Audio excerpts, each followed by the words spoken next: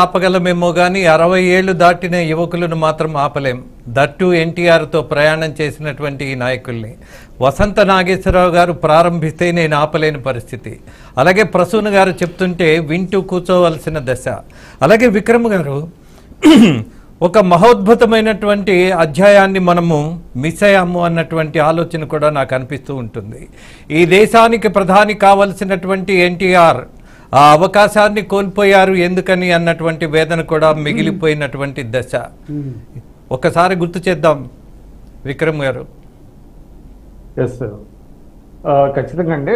అంటే ఆయన 1984లో తెలుగుదేశం పార్టీ ప్రధాన ప్రతిపక్షం అండి. ఎందుకంటే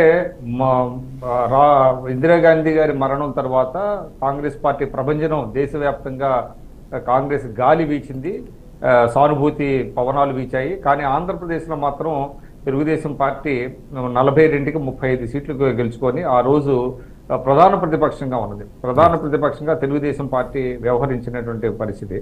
ఆ సమయంలోనే రాజీవ్ గాంధీ గారి ఇమేజ్ కూడా చాలా అద్భుతమైనటువంటి ఇమేజ్ వచ్చింది. మొదటి 2 సంవత్సరాలు దేశ విదేశాల్లో కూడా రాజీవ్ గాంధీ గారి అంటే గొప్ప పేరుంది. అయితే క్రమంగా ఎప్పుడైతే బోఫోర్స్ స్కామ్ అనేది బయటకు వచ్చిందో, ఆ బోఫోర్స్ స్కామ్ మీద ఎన్టీ రామారావు గారు ఆ రోజు నేషనల్ ఫ్రంట్ అనే దాని మీద పెట్టి 106 మంది ఎంపీలతో రాజీనామా చేయించారు. ఎందుకంటే రాజీవ్ గాంధీ గారు రాజీనామా చేయాలనే డిమాండ్తో ఆయన 106 మంది ఎంపీలతో రాజీనామా చేయించింది. అది పెద్ద నేషనల్ వైడ్గా చాలా పెద్ద ఎఫెక్ట్ ఇచ్చింది అనమాట. అంటే కాంగ్రెస్ పార్టీ ఇమేజ్ బాగా డెంట్ అయిందండి. ఆ సమయంలోనే విపి సింగ్ గారు ఆయన ఆర్థిక మంత్రిగా ఉన్నారు, తర్వాత డిఫెన్స్ మినిస్టర్గా ఉన్నారు.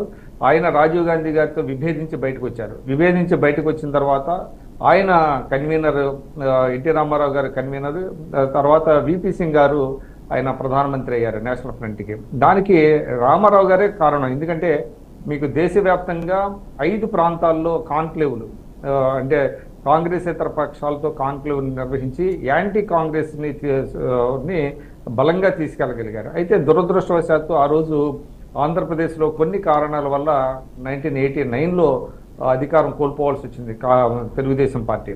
అయితే ఎన్టీ రామారావు గారికి ఉప ప్రధాని ఇవ్వాలనేది ఒక ప్రతిపాదన వచ్చింది ఆ సమయంలో. కానీ ఎన్టీ రామారావు గారు పెద్దగా దాని మీద మొగ్గు చూపలేదు.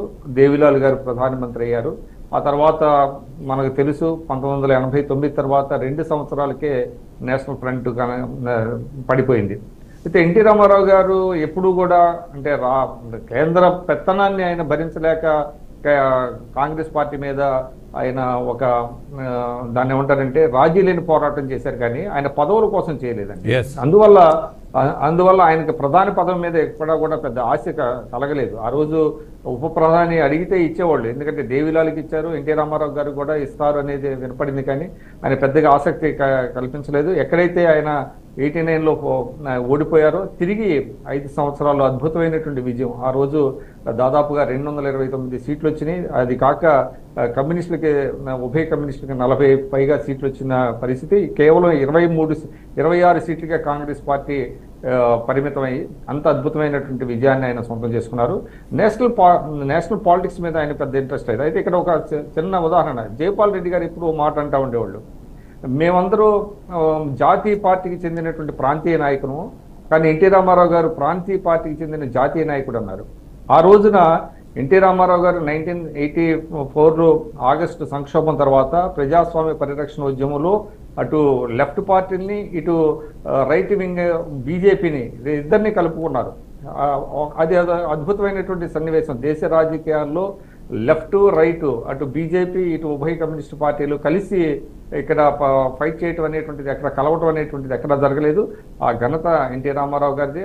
ఆ రోజు 2 పార్టీలు కూడా సపోర్ట్ చేసినాయి. ఇక్కడ 85లో ఇటు వామపక్షాలతో పొత్తు పెట్టుకున్నారు, బీజేపీతో కూడా పొత్తు పెట్టుకున్నారు. 85లో తిరిగి అధికారంలోకి వచ్చారు ఎన్టీ రామారావు గారు. అందువల్ల ఆయనకి ప్రధాన పదవి మీద పెద్దగా ఆసక్తి లేదండి. కానీ జాతీయ రాజకీయాన్ని మార్చాలి, ఎందుకంటే రాష్ట్రాలు బలంగా ఉంటేనే కేంద్రం బలంగా ఉంటుంది అని ఆయన చేసినటువంటి కృషి ఫలితంగానే సర్కారియా కమిషన్ ఏర్పాటైంది. మనందరికీ తెలుసు, సర్కారియా కమిషన్ ఏర్పాటైన తర్వాతనే మనకి ఫైనాన్స్ కమిషన్ రాష్ట్రాలకు ఇచ్చేటువంటి డెవల్యూషన్ ఫండ్స్ని పెంచడం జరిగింది. అదేవిధంగా ఉమ్మడి జాబితాలో అనేక అంశాలని రాష్ట్రాలకి బదలాయింపు జరిగింది. అట్లానే రాష్ట్రాల ఎన్డీసీ లాంటిది అంటే నేషనల్ డెవలప్మెంట్ కౌన్సిల్లో కూడా రాష్ట్రాల వాదన బలంగా వినిపించడం అనేటువంటిది అది సాధ్యపడింది. అంతవరకు ఏంటంటే రాష్ట్రాలు కేంద్రం ఏది చెప్తే అది, కేంద్రం ఏది పడేస్తే అది, అంటే ఏది విధిలిస్తే అది తీసుకునేటువంటి పరిస్థితి ఉండేది. కానీ ఎన్టీ రామారావు గారు ఆ పరిస్థితిని మార్చారు, రాష్ట్రాలకి వాయిస్ పెంచారు. అదేవిధంగా ఆయన ఒక ప్రతిపాదన చేశారు, ఎక్కడైతే అంటే పెర్ఫార్మింగ్ స్టేట్స్ ఎక్కడైతే పేదరికాన్ని తొలగిస్తాయో, ఎక్కడైతే జనాభాని అరికట్టగలుగుతాయో, ఇటువన్నిటికి కూడా పెర్ఫార్మ్ చేసినటువంటి రాష్ట్రాలకి ఎక్కువ నిధులు ఇవ్వాలి అనేటువంటిది ఒక స్లోగన్ తీసుకున్నారు. ఆ స్లోగన్ స్లోగా మీకు దక్షిణాది రాష్ట్రాల ముఖ్యమంత్రులు అందరూ కూడా దాన్ని పట్టుకున్నారు. అప్పటి నుంచి కూడా పరిస్థితి మారింది. ఎందుకంటే అంతకుముందు వరకు పేదరికంతో అల్లాడుతున్నటువంటి బీహార్ లాంటి బీమారు స్టేట్స్ అంటాం, బీమారు అంటే బీహారు, మధ్యప్రదేశ్, అస్సాం లాంటి రాష్ట్రాలకి వాటి పేదరికం ఎక్కువ ఉంది కాబట్టి ఎక్కువ నిధులు ఇచ్చేటువంటి పరిస్థితి ఉండేది. అయితే రామారావు గారు దాని మీద కన్సిస్టెంట్గా పోరాడారు, ఎంపీలతో మాట్లాడించారు పార్లమెంట్లో. ఎందుకంటే ఎక్కడైతే అభివృద్ధి చూపిస్తున్నారో ఆ రాష్ట్రానికి ఎక్కువ నిధులు ఇవ్వాలి, ఆ రాష్ట్రానికి ఇన్సెంటివ్స్ ఇవ్వాలి. పెర్ఫార్మింగ్ స్టేట్స్ని మీరు పనిష్ చేయడం కరెక్ట్ కాదు అని ఆయన జాతీయ స్థాయిలో ఆయన గడమెత్తారు. దానివల్ల చాలా మార్పు వచ్చింది. ఆ రోజు ఉన్నటువంటి ఆర్థిక శాస్త్రవేత్తలందరూ కూడా ఎన్టీ రామారావు గారి వాదనకి అంగీకరించారు. నిజమే, ఎక్కడైతే అభివృద్ధి సాధిస్తున్నాయో ఆ రాష్ట్రాలకు ఇన్సెంటివ్స్ ఇవ్వాలి, నిధులు పెంచాలి అని చేశారు. ఆ విధంగా చూస్తే ఎన్నో ఉన్నాయండి. ఆయన జాతీయ రాజకీయాల్లో తీసుకునేటువంటి మౌలికమైనటువంటి మార్పులు ఎన్నో ఉన్నాయి. ఆయన కృషి ఫలితంగానే national commission for backward caste NCBC అనేది కూడా ఏర్పాటైంది. అదేవిధంగా ఫైనాన్స్ కమిటీకి ఎక్కువ పవర్స్ ఇవ్వడం అనేటువంటిది కూడా జరిగింది. ఈ విధంగా చెప్పుకుంటూ పోతే జాతీయ రాజకీయాల్లో ఆయన చేసినటువంటి కృషి మీద ఒక పెద్ద ఉద్గ్రంథమే రాయొచ్చు. ఎస్ విక్రమ్ గారు, అలాగే ఇప్పటికీ మనకొక గర్వకారణం ఏంటంటే ఎన్టీఆర్ ఆ రోజు పార్టీ ప్రచార కార్యక్రమాలకు వెళ్ళినప్పుడు ఆయన జీవన శైలి చూసాం. అత్యంత వైభవమైనటువంటి మోస్ట్ కంఫర్టబుల్ లైఫ్ లీడ్ చేశాడు ఆయన సినిమా నటుడుగా. బట్ రాజకీయాల్లోకి వచ్చిన తర్వాత జనంతో కలిసిపోయి రోడ్డు పక్కన చెట్టు కింద స్నానం చేసినటువంటి ఆ సంఘటన తెలుగువాడిగా ఇవాల్టికి కూడా మనకి గర్వకారణం. ఒక రాజకీయ నాయకుడు, ఆయన పోనీ అత్యంత సంపన్నవంతుడైనటువంటి నటుడు, రాజకీయాల్లోకి వచ్చిన తర్వాత జనంలో కలిసిపోయిన తర్వాత